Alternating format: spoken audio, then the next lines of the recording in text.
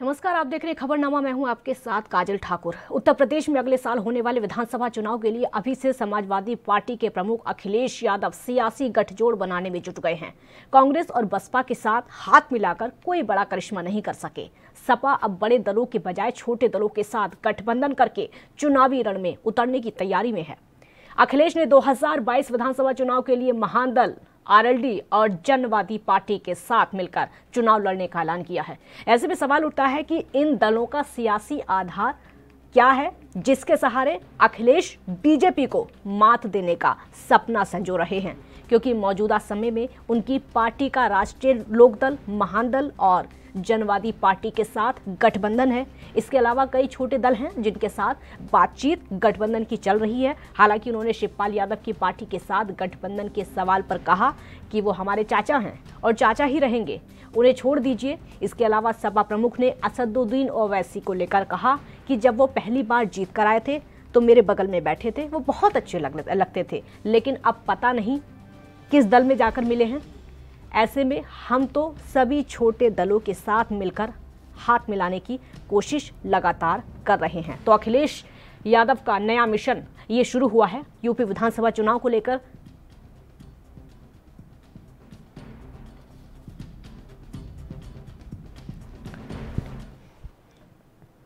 और डिबेट में शामिल होने के लिए दो खास मेहमान इस समय हमारे साथ जुड़ गए हैं। प्रदीप भटनागर बीजेपी से हैं, बहुत स्वागत है आपका। संजीव त्रिवेदी सपा से हैं, आपका भी बहुत स्वागत है। संजीव जी, पहला सवाल मेरा आपसे ही होगा, क्योंकि पहले चुनाव हुआ था तो बड़े बड़े दलों से गठबंधन किया गया था, उससे काम नहीं चला। इस बार के विधानसभा चुनाव में छोटे छोटे दलों से गठबंधन, रणनीति क्या है सपा की? देखिए, माननीय राष्ट्रीय अध्यक्ष जी ने एक बात बहुत स्पष्ट कर दी है कि हमने एक बड़ा गोला है और बड़े गोले में सारे गोले धीरे धीरे समाहित मिले, और हम पूरे प्रदेश के अंदर हर उस छोटे दल के साथ में, जो भी दल हमारे साथ आना चाहता है और जिसकी भावना देश के अंदर या प्रदेश के अंदर दलित, पिछड़ा, अल्पसंख्यक और वंचितों को जो उठाने का कार्य कर रहा है, उसके साथ समाजवादी पार्टी खड़ी है और समाजवादी पार्टी उन सबको समाहित करके और 2022 का चुनाव लड़े। संजीव जी, ये सोच बदली कैसे? क्योंकि पहले जो चुनाव हुआ था तो बड़े बड़े दलों के साथ गठबंधन किया गया था, सोच कैसे बदली? आखिर क्या ऐसा देखा कि बड़े दलों के साथ फायदा नहीं हुआ, इसीलिए छोटे दलों के साथ जाना चाहिए?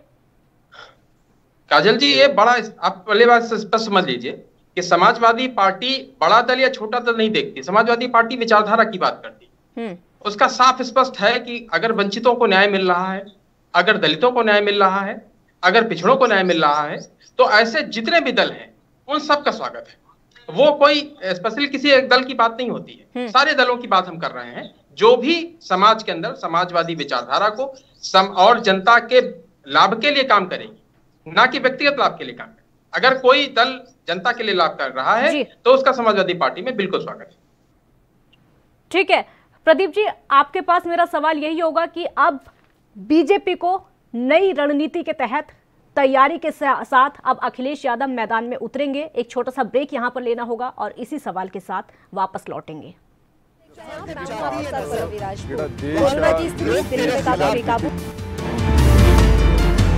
खबरनामा, खबर से असर तक। क्या आप दुबले पतले कमजोर हैं? आपकी सेहत नहीं बनती, भूख कम लगती है, वजन नहीं बढ़ता। दरअसल मेन बात खाना पीना खाना नहीं है, मेन बात है खाया पिया लगना। और अगर खाया पिया लगेगा ही नहीं तो सेहत बनेगी कैसे? इसलिए हमारी संस्था सन्यासी आयुर्वेदा ने एक ऐसी दवा बनाई है जो कि आपके पाचन तंत्र को, आपके लीवर सिस्टम को ठीक करने का काम करती है, ताकि आप जो भी खाएं उसका पूरे का पूरा निचोड़ आपके शरीर को लगे, आपकी भूख बढ़े, खाया पिया सही से लगे, नया खून बने, हड्डियों में जान आए, वजन बढ़े, ताकत बढ़े, चेहरे पर नूर आए और आप मोटे तगड़े खूबसूरत पर्सनैलिटी के मालिक बन जाएं। यह दवा पूरी तरह से आयुर्वेदिक होती है। इसका शरीर पर कोई भी साइड इफेक्ट, कोई भी नुकसान या दुष्प्रभाव नहीं होता। लड़के लड़कियां दोनों इसका इस्तेमाल कर सकते हैं और पहले 15 दिन के अंदर ही आपको इसका असर महसूस हो जाएगा। सिर्फ 650 रुपए की पूरे 1 महीने की दवा होती है और आप इसे घर बैठे 01145454545 पर फोन करके दवा मंगवा सकते हैं।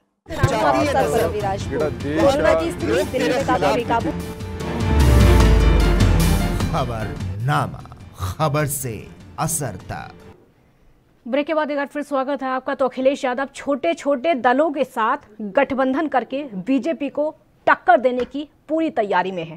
प्रदीप भटनागर जी, आपका रिएक्शन। अपनी पार्टी को बड़ा करने के लिए देखिए, मैं अरुण जी हरियाणा से है, तो उन्होंने पिछले चुनाव में माननीय मुलायम सिंह जी को ऊपर कभी सुनाई थी कि मुलायम सिंह जी ने फोन किया सोनिया जी को और सोनिया जी को कहते हैं कि तुम्हारा लौंड ने हमारे लौंडे को फट्टे लगा दिए।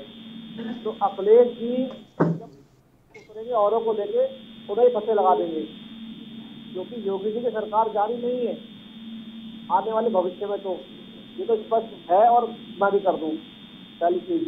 दूसरी चीज देखिए, ऐसा है आप इस छोटे दल को ले रहे हैं, आप ही की पार्टी के निकले हुए प्रत्याशी थे जो लोकसभा हारे हुए थे, उन्होंने अपनी पार्टी बना लिया, आप उनको ले रहे हैं।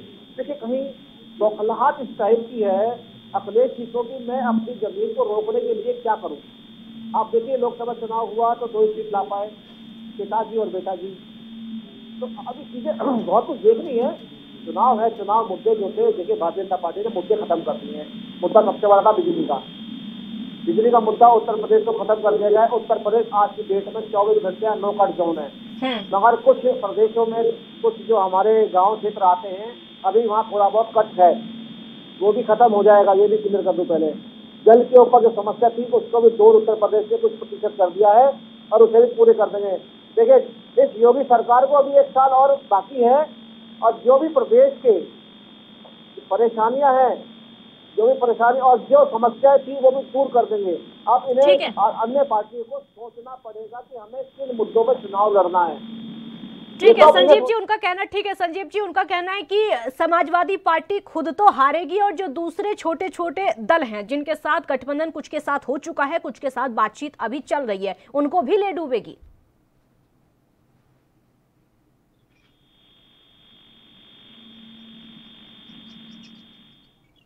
संजीव जी, मेरा सवाल सुन पा रहे हैं आप? लगता है मेरी आवाज संजीव जी तक नहीं पहुंच पा रही है। मेरा अगला सवाल भी आपसे ही होगा क्योंकि नई तैयारी है और ये जो तैयारी है प्रदीप जी, ये जो तैयारी है वो बीजेपी वाली है, क्योंकि हमने देखा था जब इलेक्शन पहले विधानसभा के यूपी में हुए थे तो ठीक ऐसी ही तैयारी बीजेपी की तरफ से की गई थी। ठीक उसी फॉर्मूले पर अब अखिलेश यादव काम कर रहे हैं, तो कामयाब नहीं हो पाएंगे? पार्टी के जितने भी सहयोगी दल है जिसका नाम एनडीए दे रखा है, उसमें अभी तक जितने भी दल हैं हिंदुस्तान के, चाहे वो उत्तर प्रदेश के हो, आसाम के हो, मिजोरम के हो, मेघालय के हो, चाहे दिल्ली के हो, आज भी हमारे साथ है और हमने अपने साथ रखा है। चाहे वो दल छोटा हो या बड़ा हो, चाहे उसका विधायक हो या ना हो, हमने ना तो साथ छोड़ा है ना छोड़ेंगे। अगर कोई दल हमारा साथ छोड़ कर जाता है क्या उस विषय में कुछ नहीं करते, मगर हमने अपने दल को सबको इकट्ठा और एकजुट करके एनडीए बना रखी है। हमें जरूरत नहीं है किसी भी दल की। अगर कोई दल आता है उसका स्वागत है। सही चुनाव की बात, चुनाव लड़ेंगे मुद्दों पे, चुनाव लड़ेंगे विकास पे, चुनाव लड़ेंगे विकसित देश को आगे बढ़ाने के लिए। ये हमारे भेद मुद्दे चुनाव जो लड़ेंगे आने वाले समय में, मैं तरह क्लियर कर दूं। देखिए अब आइए इन चीजों पे, ये राष्ट्रीय लोकदल को मिला रहे हैं, किस विषय को लेकर मिला रहे हैं? देखिए इनकी मंशा क्या है, क्योंकि किसान आंदोलन चल रहा है, ठीक है। ये सोच रहे हैं कि मैं जो अजीत जी को मिला के अगर मैं एक बहुत बड़ा वो अभिनव ले लूँ वहाँ प्रदेश, पश्चिम उत्तर प्रदेश का, ये भी गलत है।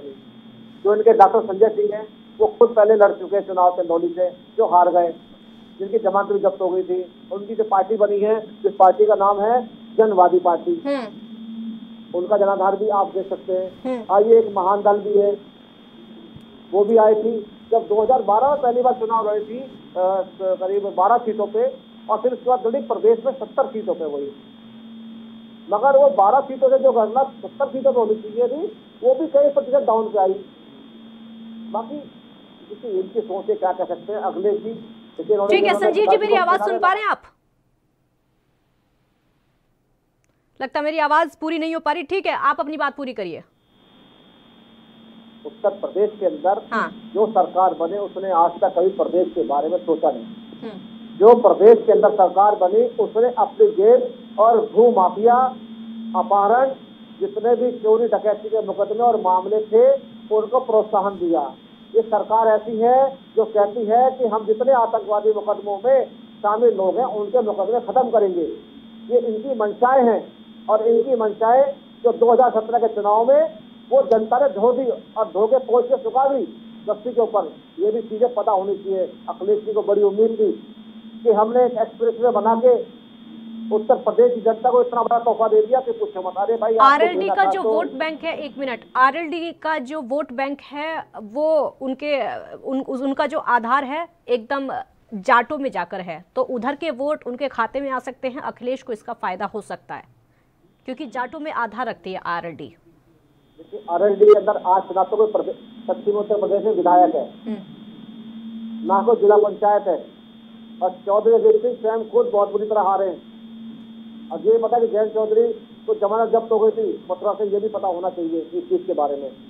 ये गठबंधन जो आने वाले समय को देख के जो कर रहे हैं ना, ये उसको ज्ञात होना चाहिए कि जनता को दिखता है कि जनता के लिए प्रदेश सरकार और राज्य सरकार ने क्या करा है, और बाप को भी दिखता है। जो इनके मुद्दे थे, जो आगे जो मुद्दे लेके आएंगे, क्या इनके टाइम में मुद्दे नहीं थे वो? उसके बारे में सफाई दे देंगे। चाहे वो गन्ने का मुद्दा होता है, विकास का मुद्दा, रोड चौड़ीकरण का मुद्दा हो, दे देंगे कैसे? अरे भाई, जब अखिलेश जी की सरकार थी तो केंद्र सरकार ने 2100 करोड़ में भेजे थे बिजली को लेके। लेकिन उनके पास इस बार किसानों का तो मुद्दा है। वैसे उनके पास इस बार किसानों का मुद्दा है, वो किसानों का मुद्दा उठा सकते हैं। तभी तो आरएलडी को मिलाया ना इन्होंने। देखिए, ये समुदाय से खेल खेल रहे हैं, समुदाय पे लूडो खेल रहे हैं ये जाट समुदाय से।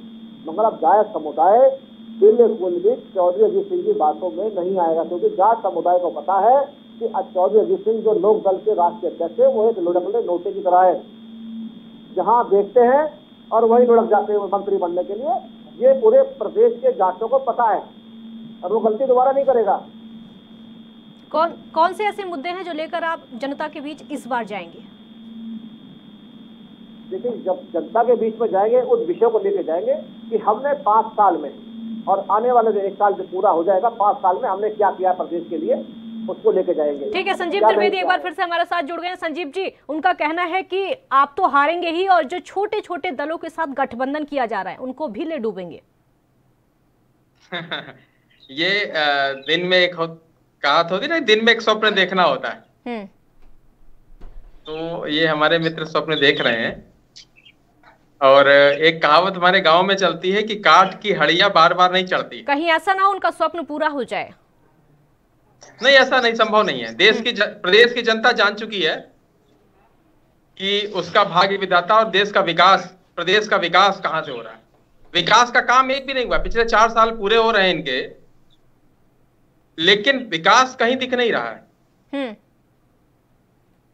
और जब विकास नहीं है तो क्षेत्र की जनता, प्रदेश की जनता, आप समझ लीजिए कि वो समझ चुकी है कि ऐसे काम होगा नहीं और वापस विकास पे ही जाना पड़ेगा। और विकास माननीय अखिलेश यादव जी के अलावा कोई नहीं करा सकता। वो तो आपकी खामियों को गिनाने आप हमारे विकास के काम देख सकते हैं। वो तो आपकी खामियों को गिनाने में लगे हैं कि जो अखिलेश की सरकार में नहीं हुआ था वो योगी सरकार में हुआ है।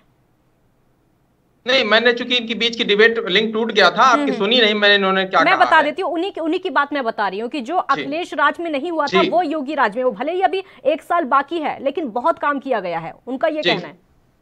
नहीं, कुछ काम अगर ये उल्लेखनीय हमको बता दे तो मुझे लगेगा कि ये प्रदेश की जनता पर बड़ा रहम होगा कि अगर ये बता देंगे कुछ काम उल्लेखनीय कार्य किए। अपराध की बात वो कर रहे थे कि अपराधों में कमी आई है, बिजली की बात वो कर रहे थे कि पहले बिजली नहीं मिल पा रही थी। दिन ब दिन बढ़ता चला जा रहा है। अब स्थिति ये आ गई है कि भारतीय जनता पार्टी के नेता दूसरों को फंसाने के लिए अपने खुद को गोली मार लेते हैं। ये स्थिति आ गई है। आप बताएं कहां अपराध कम हो रहा है? हाथरस की घटना, उन्नाव की घटना, कहां गिनेंगे? ठीक है, इनका जवाब दे दीजिए एक बार। अभी उन्होंने जिसे कहा कि खुद गोली मार लेते हैं, देखिए ये अपराध नहीं है, वो स्वयं अपराध है। आज अपराधी कोई अपराध करता है प्रदेश के अंदर, वो 24 घंटे में कहाँ पहुंचता है, जेल में पहुंचता है या ऊपर कुदरत के पास पहुंचता है, वो तो निर्णय सामने हो जाता है और मीडिया आपको भी दिखाते हैं। और उत्तर प्रदेश के अंदर आज जो ग्राफ है जी। जो अपराधी अपराध करता है वो फरार नहीं होता, वो शरण ले लेता कहीं ना कहीं। और बहुत सारे अपराधी जो अपराध किए हुए हैं उनको पुलिस आज तक पकड़ नहीं पाई है। क्या दुर्भाग्य है, आपकी पुलिस पकड़ नहीं पा रही है। क्या नकारा हो गई पुलिस, या पुलिस के बेड़ियां डाल दी गई हैं? गठजोड़, ठीक है, गठजोड़ पर बात करेंगे। एक छोटा सा ब्रेक यहाँ पर लेना होगा और उसी के बाद बात ये होगी कि अखिलेश यादव अगर छोटे छोटे दलों के साथ में गठबंधन करते हैं तो कितना फायदा उनकी पार्टी को मिल पाएगा। छोटा सा ब्रेक।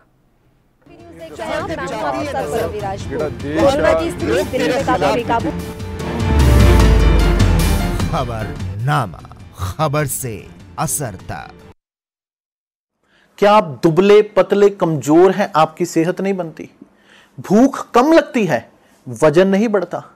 दरअसल मेन बात खाना पीना खाना नहीं है, मेन बात है खाया पिया लगना। और अगर खाया पिया लगेगा ही नहीं तो सेहत बनेगी कैसे? इसलिए हमारी संस्था सन्यासी आयुर्वेदा ने एक ऐसी दवा बनाई है जो कि आपके पाचन तंत्र को, आपके लीवर सिस्टम को ठीक करने का काम करती है, ताकि आप जो भी खाएं उसका पूरे का पूरा निचोड़ आपके शरीर को लगे, आपकी भूख बढ़े, खाया पिया सही से लगे, नया खून बने, हड्डियों में जान आए, वजन बढ़े, ताकत बढ़े, चेहरे पर नूर आए और आप मोटे तगड़े खूबसूरत पर्सनैलिटी के मालिक बन जाएं। यह दवा पूरी तरह से आयुर्वेदिक होती है। इसका शरीर पर कोई भी साइड इफेक्ट, कोई भी नुकसान या दुष्प्रभाव नहीं होता। लड़के लड़कियां दोनों इसका इस्तेमाल कर सकते हैं और पहले 15 दिन के अंदर ही आपको इसका असर महसूस हो जाएगा। सिर्फ 650 रुपए की पूरे 1 महीने की दवा होती है और आप इसे घर बैठे 01145454545 पर फोन करके दवा मंगवा सकते हैं।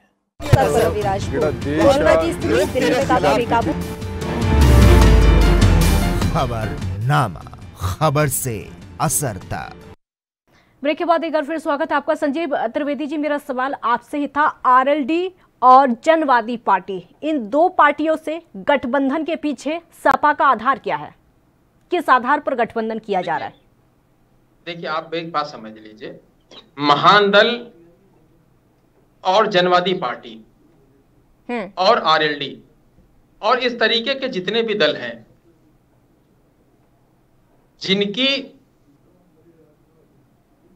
देश प्रदेश के विकास में है, जो पिछड़ों का, दलितों का, वंचितों का, हर गरीब का उत्थान करना चाहते हैं, वो सबका समाजवादी पार्टी में स्वागत है।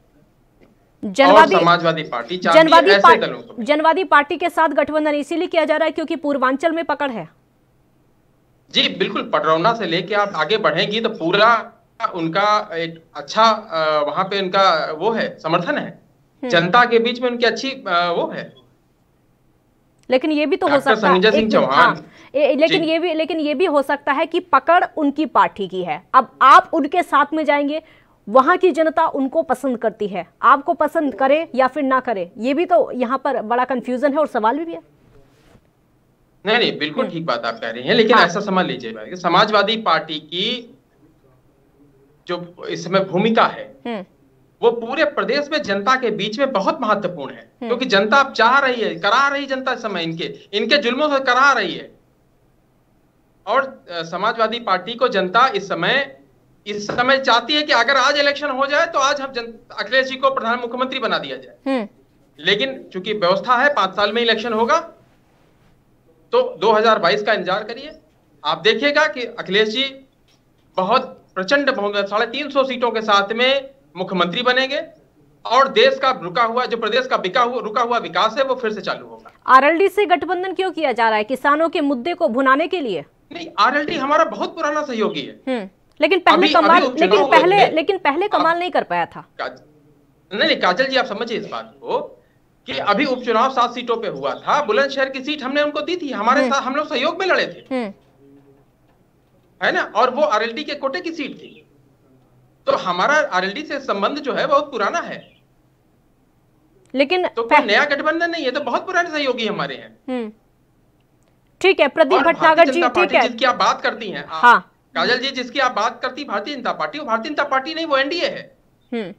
ठीक है, 2020 में 42 दलों बिल्कुल एनडीए है, बिल्कुल एनडीए है, क्योंकि कई छोटे छोटे दलों के साथ गठबंधन, और ठीक वही आप संख्या गिनेंगे क्योंकि तो 42 दल। बिल्कुल क्योंकि वही फॉर्मूला अब इस समय समाजवादी पार्टी का भी दिखाई दे रहा। प्रदीप भटनागर जी, उनका कहना है कि अखिलेश यादव सत्ता में काबिज होंगे। देखिए सबको अधिकार है, मैं मना नहीं करता, मगर देखिए मैं आज इनके बताता हूँ इनके बारे में आज आपको। हाँ। आज 4 वर्ष होने जा रहे हैं विधानसभा को उत्तर प्रदेश की। बताइए आपके 40-45 विधायकों ने कोई नए कानून बनाने की बात करी हो? बताइए आप लोगों ने नए कानून की बात करी हो कि देश की रक्षा के लिए, प्रदेश के हित के लिए कोई कानून बनना चाहिए? बताइए आपने कितने लोगों, कितने अपराधियों के नाम दे दिए आपने? अरे भाई जो अपराध, आज 500 करोड़ रुपए की जमीन इनके जो अपराधी पाले हुए थे उनसे छुड़ाई गई है, जो भारतीय जनता पार्टी की सरकार ने करी है। ये लोग जब जीत से उठे थे, ये टोटी चोर लोग जो उठे थे उस समय, ये देख लीजिए कि 10,000 करोड़ रुपए का बिजली विभाग का कर्जा, ये भाषा की मर्यादा नहीं है। आपकी सभ्यता बता रही है कि आपको डिबेट में बैठे लायक नहीं है। जी मुझे अच्छी तरह पता है, आपकी भाषा की मर्यादा है। अरे यही शिक्षा दी जाती है आपको। जिस प्रकार घर सरकारी खाली करा था तो सबने देखा है, क्योंकि मीडिया घुसने भी नहीं दिया था आपने। किसने देखा है? किसने देखा है? आप बताइए किसने देखा है? मीडिया ने देखा है। जिस तरह आपने इटली से क्या बेशर्मी है? क्या इस बेशर्मी के साथ में आप बात करते हैं? मुद्दे पर वापस आ जाइए प्रदीप जी, प्रदीप जी मुद्दे पर वापस आ जाइए, की बात करिए। प्रदीप जी मुद्दे पर वापस आ जाइए। गठबंधन ठीक है कोई बात नहीं, मुद्दे पर वापस आ जाइए, उस बात को छोड़ देते हैं, मुद्दे पर वापस आ जाइए। मैं प्रदेश के बारे में बात कर रहा हूँ, हाँ। प्रदेश की जनता के हित के बारे में बात कर रहा हूँ, सरकार के विषय में बात कर रहा हूँ। मुझे अगर बात ना तो करनी आती ना मैं करना, अगर प्रदेश सरकार का नुमाइंदा बन के बैठा तो उसके विषय में बताऊंगा। जी बोलिए। इस आने वाले वर्ष के अंदर आपको नए टोल रोड और फ्री रोड मिलेंगे, आपको नॉन स्टॉप गंगा हाईवे मिलेगा, आपको पूर्वांचल हाईवे मिलेगा। जो ये हाईवे लखनऊ छोड़ के गए थे वो भी अधूरा छोड़ गए थे जल्दीबाजी में रिबन काट के, जो भाजपा सरकार ने आके पूरा करा उसको, और उससे भी 10 मीटर चौड़ी करके बनाया। भाजपा सरकार ने सिर्फ टोल लगाने का काम किया है, इसके अलावा को नहीं। जब तक वो गंगा एक्सप्रेस, जब तक आगरा लखनऊ एक्सप्रेस हाईवे जो हमने बनाया था, वो हम जब तक हमारी सरकार रही है वो पूरा टोल फ्री था, और इनकी सरकार आते ही वो पर टोल लग गया। बता देता हूँ, इनका सिर्फ काम है उगाही करना, सिर्फ पैसा चाहिए। ठीक है प्रदीप भटनागर आपका जवाब दे रहे, जवाब सुन लीजिए क्या कह रहे हैं। क्या आप बता सकते हैं आप कितना 100 करोड़ रुपए छोड़ के आए पोस्ट के अंदर? क्या आप बता सकते हैं लैपटॉप बांटे आपने फ्री में, किस पैसे से बांटे? क्या बता सकते हैं जो माननीय अखिलेश जी नुकसान कर? देखिए लैपटॉप जैसी योजना, आप समझिए लैपटॉप कितनी अच्छी योजना थी। आज कोरोना काल में आप कहा जा रहा है कि बच्चों को ऑनलाइन पढ़ाइए। अगर हमारी योजना को आगे की योजना में सरकार ने शामिल किया होता, कोरोना काल में बच्चों को बैठे घर में नहीं बैठना पड़ता। आपके पास कोई इंफ्रास्ट्रक्चर रेडी नहीं है, आपके पास कोई योजना नहीं कि बच्चे कैसे पढ़ेंगे।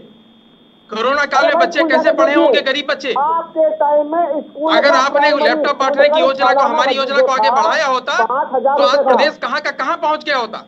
अगर मैं आपकी पोल पर, लेकिन आपने वो काम नहीं किया है। संदीप त्रिवेदी जी उनको सुन लेते हैं, उनको सुन लेते हैं पहला, फिर मेरा सवाल आपसे ही होगा। एक बात सुन लीजिए, अगला सवाल आपसे है। फिर समाजवादी पार्टी की सरकार के अंदर जो क्लास 1 से 5 तक के बच्चे के प्राइमरी के स्कूल थे, उनका सालाना मेंटेनेंस ये लोग देते थे 5,000 रुपए।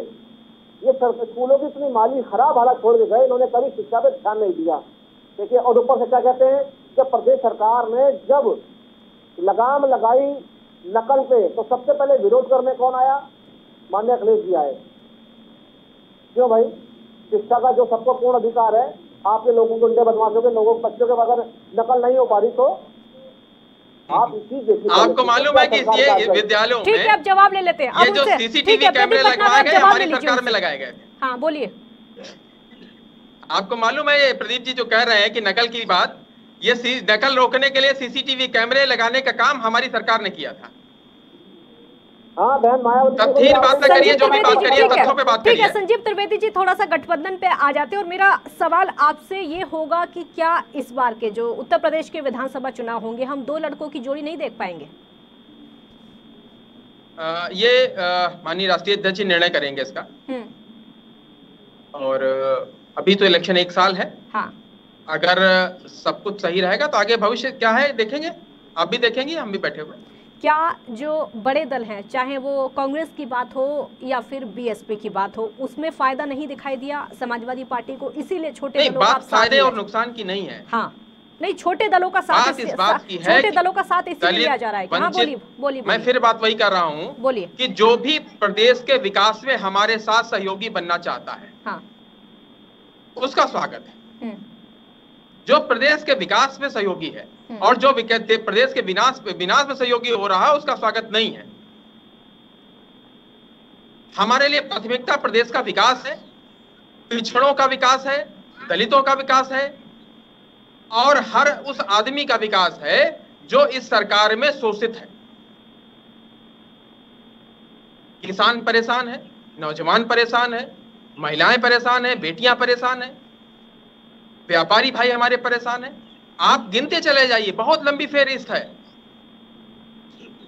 किन ये मुद्दों सब परेशानी है। आप बताइए कि 2017 के बाद से कौन से ऐसे लोग हैं जो खुश हैं? संजीव त्रिवेदी जी, किन मुद्दों को लेकर इस बार जनता के बीच में समाजवादी पार्टी उतरेगी? छोटे छोटे दलों के गठबंधन के साथ हमारे पास बहुत मुद्दे हैं। हमारे विकास के मुद्दे हैं, जो अधूरे विकास हम छूट गए थे, जो इस सरकार ने रोक दिए, उन सब कार्यों को आगे करना होगा। कई काम तो आपके जो अधूरे पड़े थे वो पूरे कर दिए योगी सरकार ने, और वो आपका जवाब दे रहे हैं। बोलिए।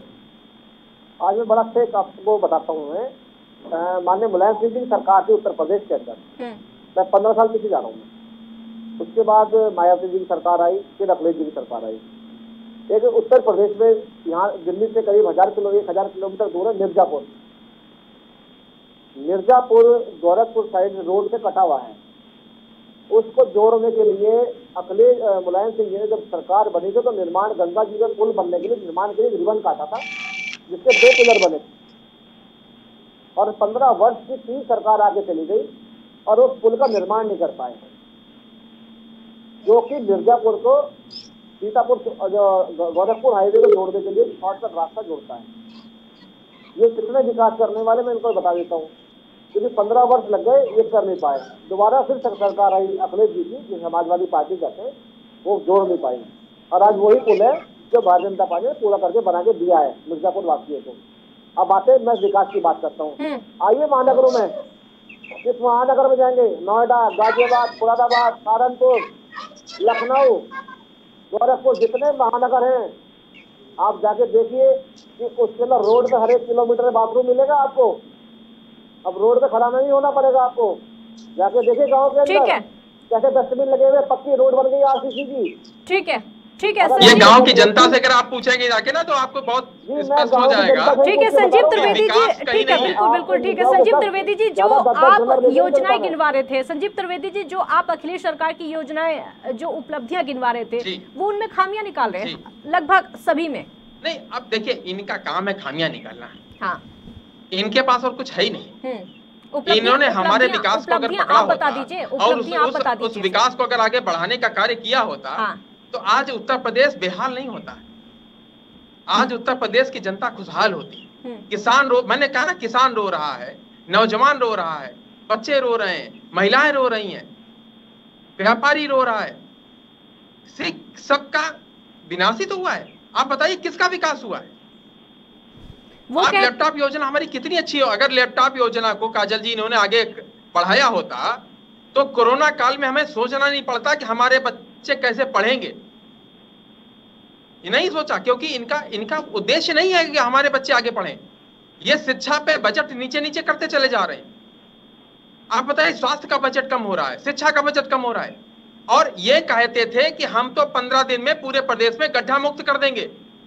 आज आप देखिए, किसी भी रोड पर चले जाइए, गड्ढा युक्त है। सड़कों की उपलब्धियां तो वो गिना रहे हैं। एक मिनट, सड़कों की उपलब्धियां तो वो गिना रहे हैं कि आप जाके सड़कों पर देखते नहीं है, आप गांव में जाते नहीं है, आपको वो परिस्थितियां पता नहीं है। काजल जी, आप अपने स्टूडियो से आज निकलिएगा, हाँ, और जब आप घर जाइएगा तो सिर्फ गड्ढे गिनिएगा। नहीं, वो खुद कह रहे हैं कि आप उन गाँव में जाते ही नहीं है जहाँ पर की सड़कें बनाई है योगी सरकार ने। नहीं, आप बताएं, मैं अभी भी गाँव में बैठा हुआ हूँ। मैं जनता के बीच में आज भी गाँव में बैठा हुआ हूँ। ठीक है, प्रदीप भटनागर जी जवाब दे रहे हैं आपका। देखिए, समाजवादी पार्टी का कार्यकर्ता गांव देहात का कार्यकर्ता है, ये शहरों का कार्यकर्ता नहीं है। सिर्फ कमरे में बैठ के, एसी कमरे में बैठ के और जनता की हम सुख दुख की बात करें, ये समाजवादी व्यवस्था नहीं है। भटनागर जी जवाब दीजिए। मैं बताता हूँ, समाजवादी व्यवस्था में शहर और गांव, ठीक है, वो गिनवाएंगे अपनी किसान सबसे महत्वपूर्ण है। बोलिए। चलिए मैं बताता हूँ आपको, शुरू बात करता हूँ। देखिए मैं आपको बताऊं, इनकी सरकार ने पुलिस के हाथ बांध रखे थे, कानून व्यवस्था को जीरो कर रखा था, पुलिस निर्णय नहीं ले पाती थी। आप बताइए, महोबा का एसपी कहाँ है? आप बताइए, उन्नाव का अमर सिंह यादव कहाँ है? बात पूरी करनी ये वो लोग हैं, संजीव जी आपके पास हैं जो अपराध करके पुलिस विभाग के कर्मचारी एक मिनट करके आज भी फरार है। आप बता रहे पुलिस के हाथ बांध रखे थे। सुन लीजिए पहले, पुलिस के हाथ हमारी सरकार ने खोल रखे, आपने बांध रखे हुए। बोलिए, एक बार सुन लीजिए। पुलिस को काम ही नहीं करने दे रहे हैं आप तो। अगर ये पुलिस की जो बात करते हैं ना, अगर ये पुलिस वही है जो अखिलेश जी की सरकार में पुलिस थी, ये पुलिस वही है जो भारतीय जनता पार्टी की सरकार में पुलिस है। मगर इन्होंने किस तरह हाथ बांध रखे थे आपको बता देता हूँ। इनका एक छोटा सा एक नेता था ना, छठवैया नेता गली वाला, वो भी 4 गन्नर में चलता था उत्तर प्रदेश के। पता है इनको थाने की भाषा की मर्यादा रखिए, भाषा की मर्यादा रखिए। ये आपके यहाँ छठवैया नेता होता होगा, हमारे यहाँ कार्यकर्ता बहुत महान होता है। हमारा छोटा कार्यकर्ता भी हमारे लिए बहुत अगला सवाल मेरा आपसे होगा। संजीव जी एक मिनट, अगला सवाल मेरा आपसे ही होगा, उनकी बात पूरी करने दीजिए क्योंकि समय भी कम है। समय भी बिल्कुल भाषा की मर्यादा बनाए रखिए। प्रदीप भटनागर जी, भाषा की मर्यादा बनाए रखिए और अपनी बात रखिए क्योंकि समय की भी कमी है। चलिए मैं बहुत छोटा टाइम बात करता हूँ। लैपटॉप की बात कर रहे थे, संक्षेप में बोलिए। आप लैपटॉप की बात कर रहे थे भाई, आप चुनाव लड़ा, लैपटॉप के विषय पे लड़ा, आपने अपनी तरफ से क्यों नहीं बांटे? आपने वित्त मंत्रालय से क्यों बंटवाया? आपने वन विभाग का पैसा क्यों लिया? आपने बिजली विभाग का पैसा क्यों लेके आपने लैपटॉप बांटे? भाई आपने चुनाव में वादा करा लैपटॉप बांटने का, आपने अपनी जेब से क्यों नहीं दिया? आप बताएंगे 10,000 करोड़ रुपए आपने क्यों ऋण माफी कराया? आपने ऋण क्यों नहीं दिया? आपने एनटीपीसी वगैरह का जो बिजली विभाग का पैसा था 10,000 करोड़ में जो कब्जे में छोड़ गए बिजली विभाग, क्या बताएंगे आप इसके बारे में? आप बताइए कितने नए पावर प्रोजेक्ट आपने बनाए? अरे जो भी पावर प्रोजेक्ट बनाए थे वो हमारी सरकार में बनाए गए। बिजली उत्पादन का काम आपने किया ही नहीं। संजीव त्रिवेदी जी, जो पावर प्रोजेक्ट, एक मिनट, संजीव त्रिवेदी जी जो अधूरे काम पड़े थे, जो अधूरे काम थे, उनको योगी सरकार ने पूरा किया है। अधूरे काम सरकार क्यों छोड़े थे पिछली सरकार ने? नहीं, अधूरे काम नहीं थे। हमारी सरकार चूंकि समय रहते चली गई थी, 2017 के बाद, तो हमारे उनका आरंभ किसने किया था? उनको स्टार्ट हमारी सरकार ने किया था और इन्होंने अभी तक काम नहीं कंप्लीट किया है। पूर्वांचल एक्सप्रेसवे का काम हमारी सरकार ने स्टार्ट किया था और अभी भी कंप्लीट नहीं हुआ। गंगा एक्सप्रेसवे का काम हमारा योजना था। अभी बताइए वहां पे अधिग्रहण नहीं कर पाई है। कब सरकार, अभी तो चली जाएगी 2005, कब काम होगा? जी आपका कब ये बनेगा काम? बोलिए। बता देता हूँ। देखिए ऐसा है, इनको तो ये शायद बैठक को पता नहीं होगा द्विवेदी जी को कि इन्होंने तो उसकी इतिहासी भरी हुई पूर्वांचल एक्सप्रेस जिसकी बात कर रहे हैं, क्योंकि लखनऊ एक्सप्रेस में खुद 30 किलोमीटर का रुकना पड़ा था, जो जल्दीबाजी में चुनाव के चक्कर में रिबन काट दिया था। पूर्वांचल एक्सप्रेस आज भी मिट्टी भराने का काम हो रहा है। एक मिनट सुन लीजिए संजीव जी, एक बात सुन लीजिए उनकी बात। आपसे केवल एक सवाल पूछा था कि भाई आपने लैपटॉप जनता को बांटने का काम कहा था चुनाव में, सबको लैपटॉप बांटेंगे जो 12वीं के बच्चे होंगे।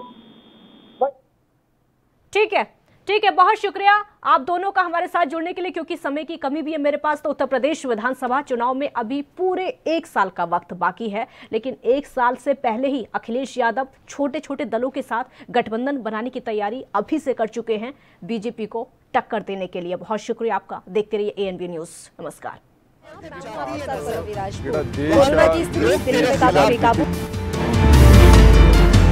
खबरनामा, खबर से असर तक।